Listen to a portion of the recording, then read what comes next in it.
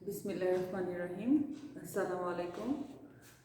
আমি ফাহমিদা ইয়াসমিন তোমার ঠাকুরগাঁও সরকারি মহিলা কলেজ কর্তৃক আয়োজিত অনলাইন ক্লাসে তোমাদের স্বাগত জানাচ্ছি।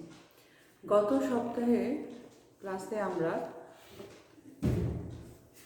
ব্যবসায় মৌলিক ধারণা সম্পর্কে আলোচনা করছিলাম। সেখানে বাণিজ্য সম্পর্কে আমরা কিছু জেনেছি, আজ তা বিস্তারিত আলোচনা করব। বাণিজ্য আমরা জানি পণ্য সামগ্রী উৎপাদনকারী থেকে ভোক্তার কাছে পৌঁছানো পর্যন্ত যাবতীয় কাজই ব্যবসার মধ্যে সম্পন্ন হয়ে থাকে। বাণিজ্য হচ্ছে এই যে পণ্য সামগ্রী আমরা উৎপাদন করার পরে ভোক্তার কাছে পৌঁছানোর মধ্যে যতগুলো বাধা বিপত্তি আমাদের সামনে আসবে সেগুলো দূর করার জন্যই এই বাণিজ্য। ভোক্তার কাছে সকল প্রকার পণ্য পৌঁছানোর ক্ষেত্রে বাধা ও প্রতিবন্ধকতা দূর করার যাবতীয় কাজই বাণিজ্য করে থাকে। তাহলে বাণিজ্য সম্পর্কে আমরা জানলাম যে ভোক্তার কাছে সকল প্রকার পণ্য উৎপাদনকারীর নিকট থেকে পৌঁছানোর জন্য যে বাধা এবং প্রতিবন্ধকতাগুলো আসে সেগুলো দূর করার যাবতীয় কাজই বাণিজ্য করে। এখন বাণিজ্যর বৈশিষ্ট্যগুলো তাহলে কি? বাণিজ্য হচ্ছে একটি ব্যবসায়ের শাখা। আমরা এখানে ব্যবসা সম্পর্কে জানছিলাম যে ব্যবসায়ের একটি অংশ হচ্ছে বাণিজ্য। তাহলে অবশ্যই বাণিজ্য হচ্ছে একটি ব্যবসায়ের শাখা। মুনাফা অর্জন, বাণিজ্যের কিন্তু একটি উদ্দেশ্য থাকে ব্যবসার মতোই মুনাফা অর্জন করা। মুনাফার উদ্দেশ্যেই বাণিজ্য সংক্রান্ত কাজ সমন্বয় করা হয়ে থাকে। উপযোগ সৃষ্টি বলতে বোঝাচ্ছে আমাদের জীবনে যেমন বিভিন্ন বাজারজাতকরণ, গুদামজাতকরণ, ব্যাংকিং, বীমা, পরিবহন, এগুলো সব কিছুই আমাদের ব্যবসার ক্ষেত্রে প্রয়োজন পড়ে। যেমন ব্যাংকিং কার্যক্রম আমাদের প্রয়োজন পড়ে কেন? তার অর্থের চাহিদা মেটাতে। বীমার প্রয়োজন পড়ে, এরপরে পরিবহন কার্য পরিচালনা করতে প্রয়োজন পড়ে। এগুলো সবই উপযোগ সৃষ্টি করছে কে? বাণিজ্য। চলতি মূলধনের আধিক্য, বাণিজ্যের ক্ষেত্রে আমাদের চলতি মূলধনের প্রয়োজনটা একটু বেশি হয়ে থাকে।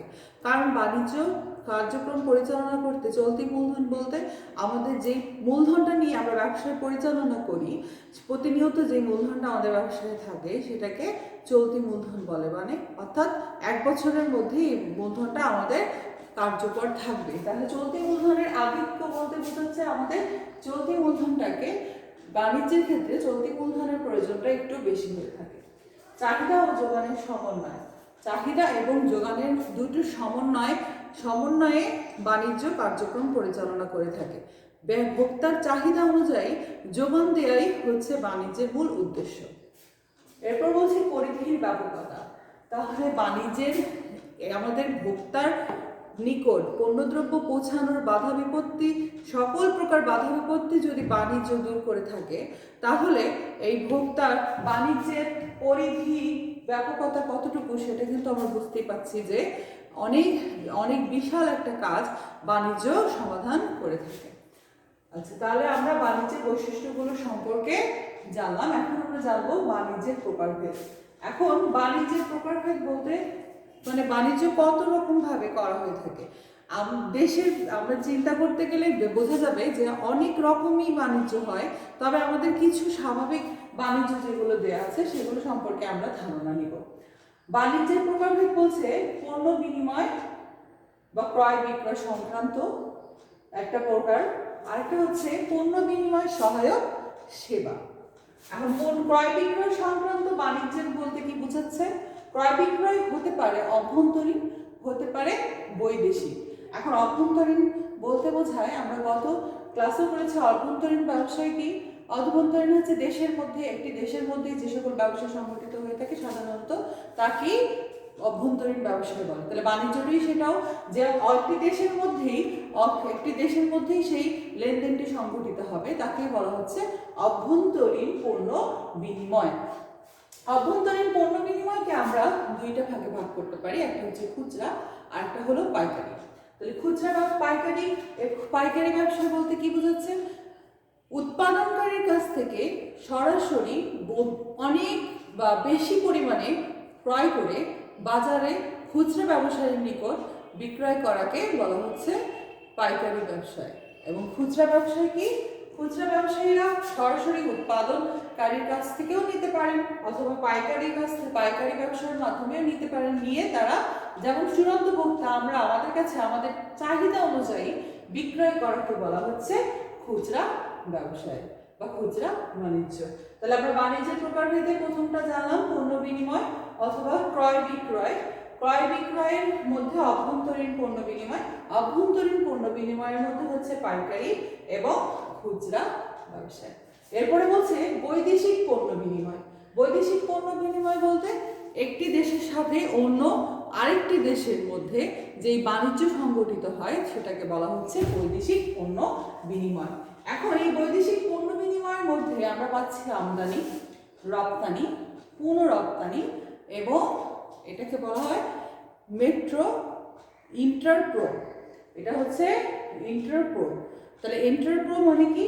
এখন আমরা জানবো আমদানি কি, রপ্তানি কি, পুনঃরপ্তানি কি এবং ইন্টারপ্রোটা আবার কি।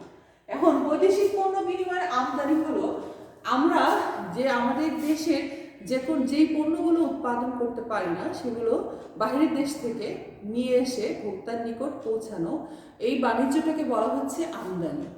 এবং রপ্তানি বলছে যে আমরা নিজস্ব পণ্য, আমাদের দেশে উৎপাদিত পণ্য অন্যের বাহিরের দেশে সরাসরি বাইরের দেশে বিক্রয় করা বা বাণিজ্য করাটাকে বলা হচ্ছে রপ্তানি। পুনঃরপ্তানি বলতে বোঝাচ্ছে আমি দেশে একটি পণ্য উৎপাদন করা সম্ভব হচ্ছে না, সেটা আমি অন্য আরেকটি দেশ থেকে নিয়ে এলাম, নিয়ে এসে সেটাকে আবার নতুন করে সেটাকে একটা রূপ ধারণ করায় অন্য আরেকটি দেশে বিক্রয় করছি, সেটাকে বলা হচ্ছে কি পুনঃরপ্তানি। তার মানে একটি দেশ থেকে আমদানি করার পরে সেটাকে আবার নতুনভাবে কোনো রূপ বা গঠন চেঞ্জ করে তাকে আরেকটি দেশে বিক্রয় করব, তাহলে সেটাকে বলা হচ্ছে পুনঃরপ্তানি। আর ইন্টারপোর্ট মানে হচ্ছে আমি একটি দেশ অন্য একটি দেশ থেকে পণ্য আমদানি করার পরে কিন্তু সেটাকে কোনোভাবেই কোনো চেঞ্জ করব না, ওই একইভাবে ওই নির্দিষ্ট পণ্যটাকেই আবার অন্য আরেকটি দেশে বিক্রি করব। এখানে কিন্তু কোনো পরিবর্তন হবে না, ওই পণ্যটাই আমি অন্য আরেকটি দেশে বিক্রি করব, সেটাকে বলা হচ্ছে ইন্টারপোর্ট। তাহলে আমরা বুঝলাম অভ্যন্তরীণ পণ্য বিনিময় সেটা হতে পারে পাইকারি বাণিজ্য, আবার বলা হতে পারে খুচরা। আবার বৈদেশিক পণ্য বিনিময় আমদানি, রপ্তানি, পুনঃরপ্তানি, ইন্টারপোর্ট, এইরকম এইগুলো হচ্ছে বাণিজ্যের প্রকারভেদের ধারণা। এরপর বলছি পণ্য বিনিময় সহায়ক সেবা। এখানে বলছে বাণিজ্যের প্রকারভেদে একটি হলো পণ্য বিনিময় সহায়ক সেবা। বিনিময় বলতে বোঝাচ্ছে কি? বিনিময় বলতে বোঝাচ্ছে লেন এবং লেনদেনের মাধ্যমটা। তাহলে এই লেনদেনের মাধ্যমটার মধ্যে আমরা পাচ্ছি কি ব্যাংকিং, পণ্য বিনিময় সহায়ক সেবা। এই বিনিময় করতে যেই মাধ্যমগুলো আমাদেরকে সেবা দিয়ে থাকে সেগুলো হলো ব্যাংকিং, বীমা, পরিবহন, গুদামজাতকরণ, বাজারজাতকরণ, প্রসার এবং যোগাযোগ। তাহলে ব্যাংকিং সেক্টরে গিয়ে কিন্তু বেশিরভাগ ক্ষেত্রে আমাদের অর্থের প্রয়োজনই কিন্তু আমরা ব্যাংকিং সেবাগুলো নিয়ে থাকি। তাহলে পণ্য বিনিময় সহায়ক সেবাগুলো আমাদের অর্থ সংক্রান্ত সেবাগুলো আমরা সব পাচ্ছি ব্যাংকের মাধ্যমে। বীমাও কিন্তু আর্থিকভাবে আমাদেরকে সহযোগিতা করে থাকে। পরিবহন একটি দেশের একটি জায়গা থেকে অন্য আরেকটি জায়গায় যে পণ্য যাতায়াত ব্যবস্থা বলা হয় সেটাকেই বলা হচ্ছে পরিবহন। পরিবহনে হচ্ছে আমাদের পণ্য বিনিময় সহায়ক সেবা। তারপর বলছে গুদামজাতকরণ। একটি পণ্য আমাদের দেখা যায় দেশে একটি নির্দিষ্ট সময়ে অনেক পণ্য উৎপাদন করা সম্ভব হয়, যেমন ধান, চাল একটি নির্দিষ্ট সময়ে উৎপাদন করার পরে সেটাকে কিন্তু গুদামজাতকরণ করে রাখতে হয়, সংরক্ষণ করে রাখতে হয় সারা বছরের জন্য। এই গুদামজাতকরণের কাজটাও কিন্তু বাণিজ্য করে থাকে।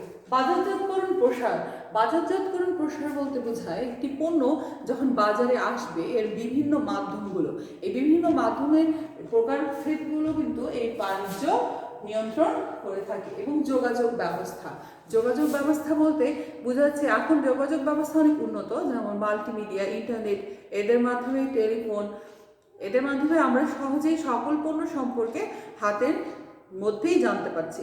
এর মধ্যেই যখন আমরা এইগুলোর সব কিছু কাজই হচ্ছে বাণিজ্যে করে থাকে। তাহলে বাণিজ্য সম্পর্কে আমরা যেটা জানলাম, বাণিজ্যের প্রকারভেদ হচ্ছে পণ্য বিনিময় বা ক্রয় বিক্রয় এবং পণ্য বিনিময় সহায়ক সেবা। এদের আবার বিভিন্ন প্রকারের ধরন আছে। এই সম্পর্কগুলোতে সম্পর্কে আমাদের জানতে হবে। জানলে আমরা পরবর্তীতে এর উত্তরটা সহজেই দিতে পারবো। তাহলে আমরা এর আগে ক্লাসে জেনেছি ব্যবসায় কি, ব্যবসায়ের ধারণা নিয়েছি, ব্যবসায়ের বৈশিষ্ট্য সম্পর্কে জেনেছি, ব্যবসায়ের প্রকারভেদ সম্পর্কে জেনেছি। আজ জানলাম বাণিজ্যের বৈশিষ্ট্য, বাণিজ্যের প্রকারভেদ। এবং আমাদের আরেকটি তথ্য জানতে হবে, সেটা হচ্ছে প্রত্যক্ষ সেবা। আমাদের প্রত্যক্ষ সেবা বলতে কি বোঝাচ্ছে? প্রত্যক্ষ সেবা বলতে বোঝায় ভোক্তার চাহিদা পূরণে সক্ষম সরাসরি প্রদত্ত সেবা। অর্থাৎ আমি একজন ভোক্তা, আমি যদি সরাসরি কারোর কাছ থেকে কোনো সেবা নিতে চাই তাহলে বা পাই, সেটাই হচ্ছে প্রত্যক্ষ সেবা। যেমন ডাক্তার, ইঞ্জিনিয়ার, ওনাদের কাছ থেকে কিন্তু আমাদের সরাসরি কথা বলার মাধ্যমেই সেবাটা গ্রহণ করতে হয়।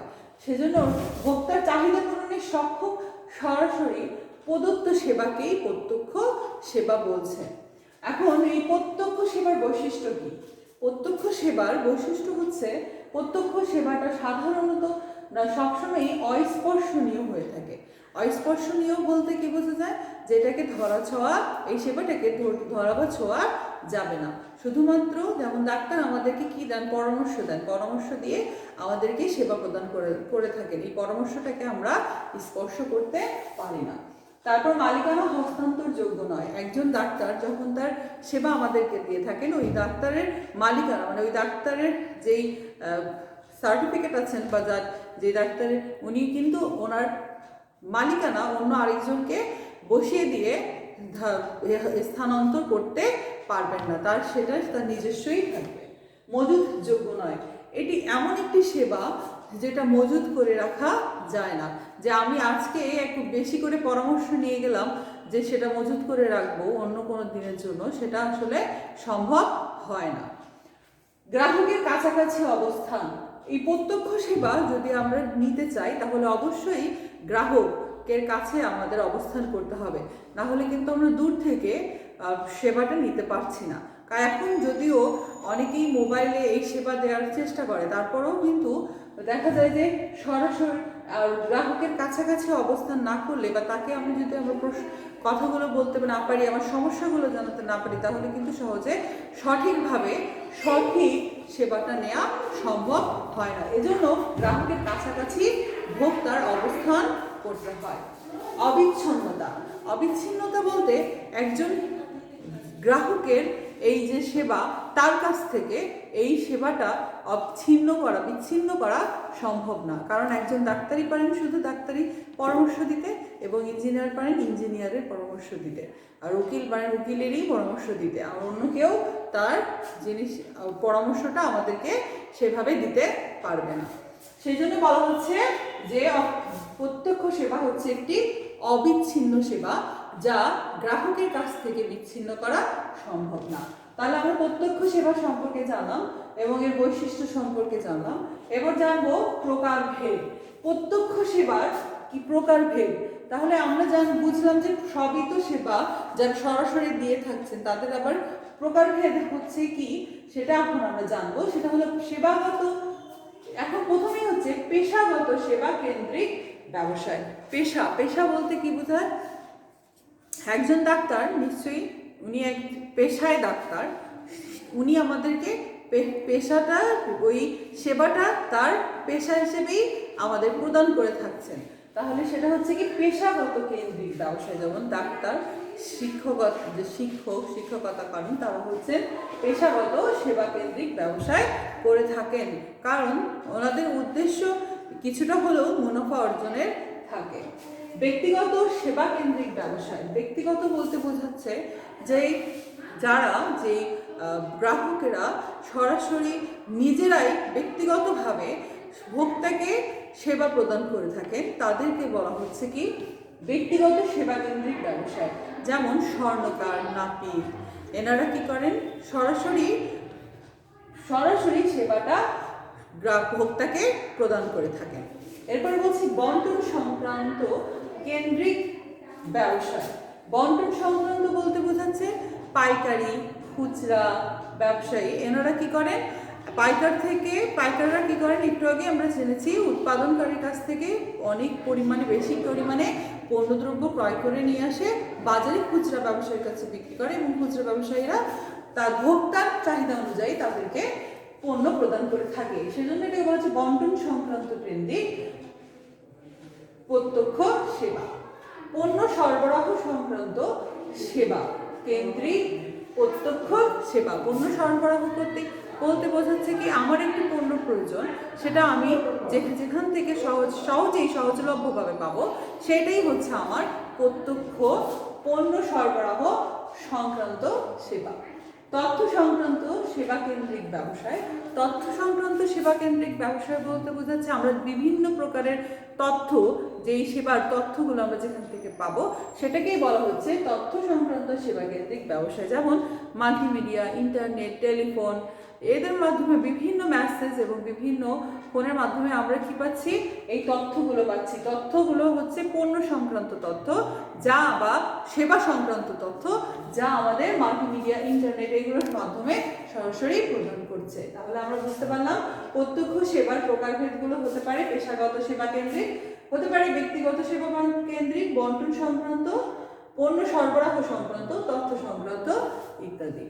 আজকে আমরা এই পর্যন্তই পড়বো। এর পরের দিন আমরা যেগুলো জানলাম, ব্যবসার ধারণা নিয়েছি, এরপরে হচ্ছে বাণিজ্য, প্রত্যক্ষ সেবা, এদের ব্যবসার মধ্যে যেমন শিল্পের কিছু সমস্যা, বাংলাদেশের শিল্পের সমস্যাগুলোর সমাধানের উপায় এবং এর সম্ভাবনা কি। তারপরে আমরা জানবো বাণিজ্যের সমস্যা সমাধানের উপায় কি বা কি বর্তমানে অবস্থা, এবং প্রত্যক্ষ সেবার সম্ভাবনা এবং বর্তমান অবস্থা নেক্সট দিন আমরা পড়বো ইনশাআল্লাহ। আজকে এ পর্যন্তই। ভালো থাকো। আসসালামু আলাইকুম।